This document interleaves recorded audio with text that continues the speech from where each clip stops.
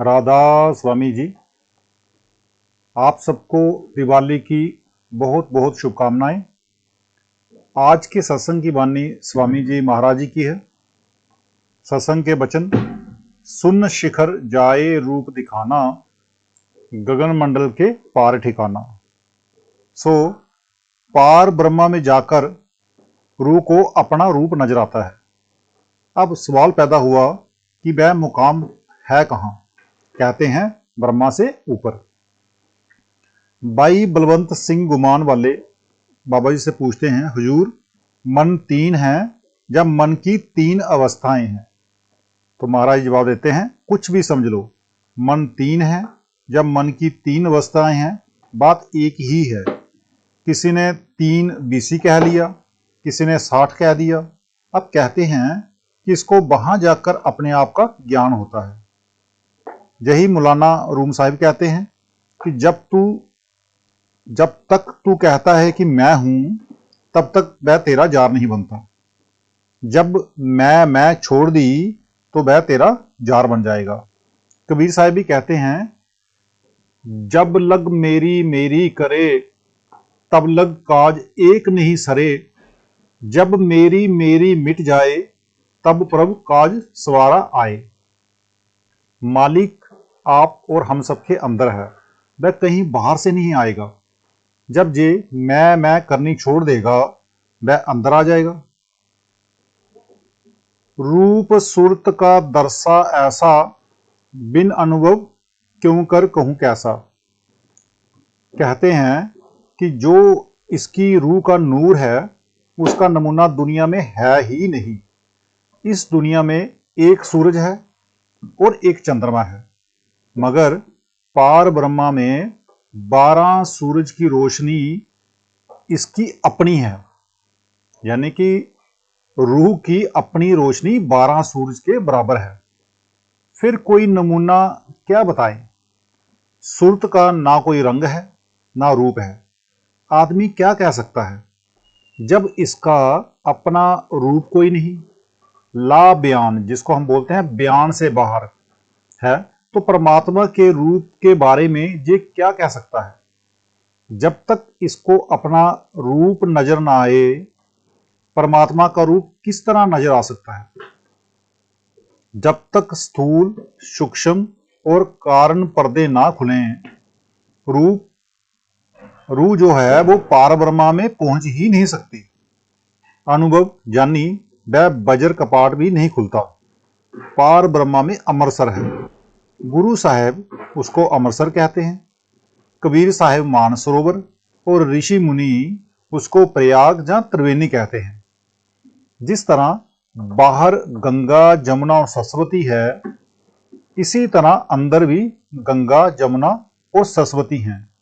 जो ऋषि मुनि अभ्यास करके अंदर गए, उन्होंने अंदर देखकर बाहर इन नदियों का नाम गंगा जमुना और सरस्वती नाम रख दिया।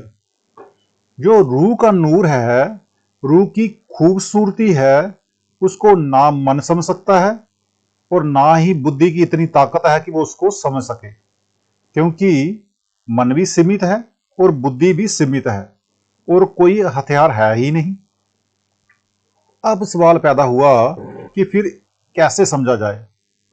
कहते हैं कि जब तक अनुभव ना हो, तब तक रूह का तेज देखा और समझा नहीं जा सकता। यानी कि जब तक कोई भी इंसान जब तक अंदर जाकर उसको अनुभव ना करे, तब तक वो उसको नहीं समझ सकता। अनुभव तब होगा जब पार ब्रह्मा में जाओगे। अब हमारा फर्ज है कि सबसे पहले पार ब्रह्मा में जाकर अनुभव करके अपना रूप देखें।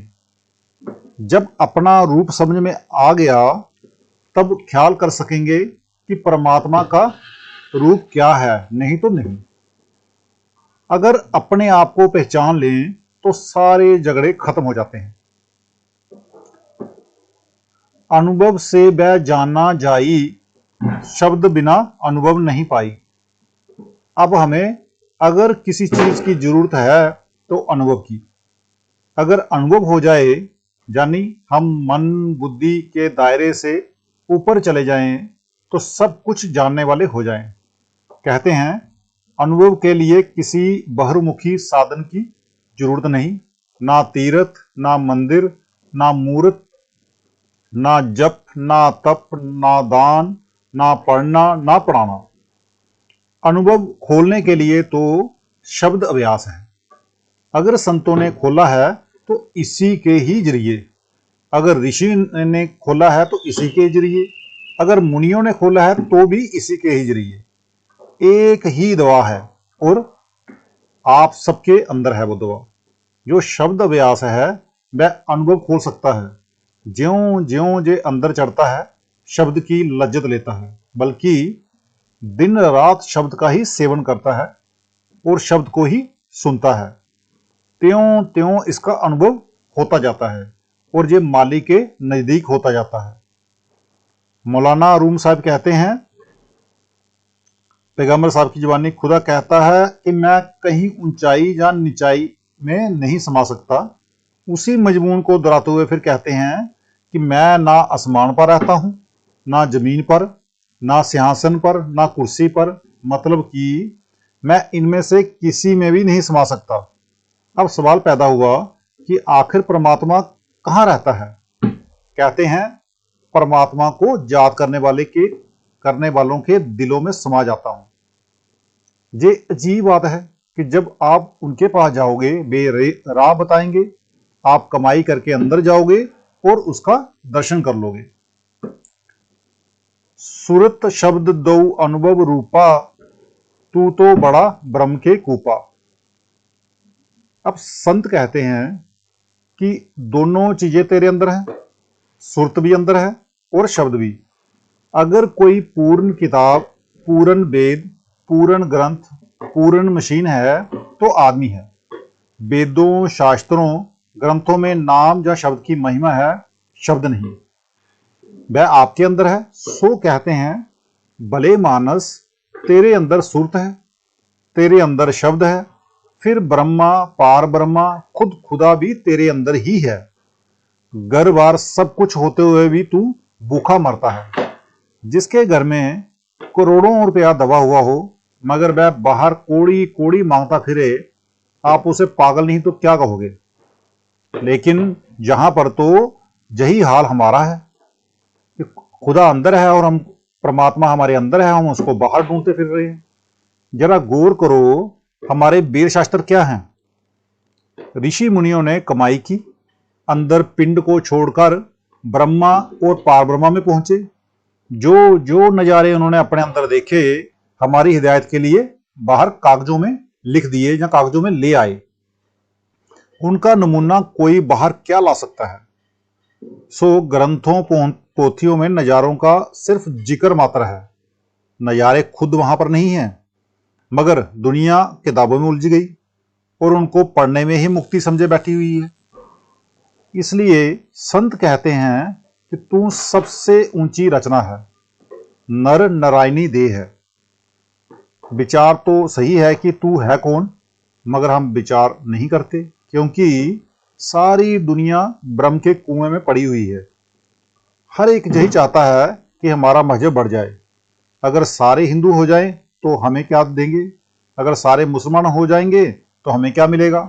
सो कहते हैं कि तू ब्रह्म के कुएं में पड़ा हुआ है और इस ब्रह्म को छोड़ दे।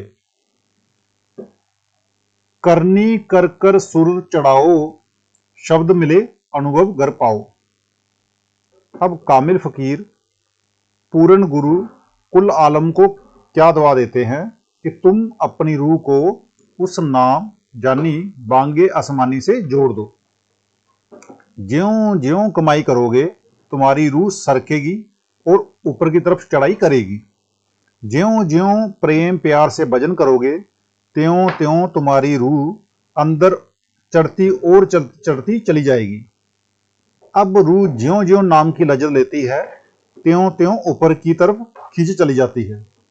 नाम कहो या बांगे इलाही, चाहे उसे कलमा कह दो, उसमें कशिश है। वह खुद ब खुद रूह को अपनी तरफ खींच लेती है। अब हमें क्यों नहीं खींचता? हम बाल बच्चों के मोह की रस्सी से बंधे हुए हैं। जैसे किसी गाय के बछड़े को रस्सी से बांध दो तो गाय कहीं नहीं जाएगी। क्यों क्यों नहीं जाएगी? क्योंकि उसको बछड़े से मोहब्बत है, प्यार है, मोह है और वह उसके आसपास घूमेगी। फिर यही नहीं बल्कि हम यारों दोस्तों से, रिश्तेदारों से, मकानों से, धन दौलत से, मतलब कि कई चीजों से बंधे हुए हैं। जो रूह इतनी रस्सियों से बंधी हुई हो वह किस तरह ऊपर जा सकती है?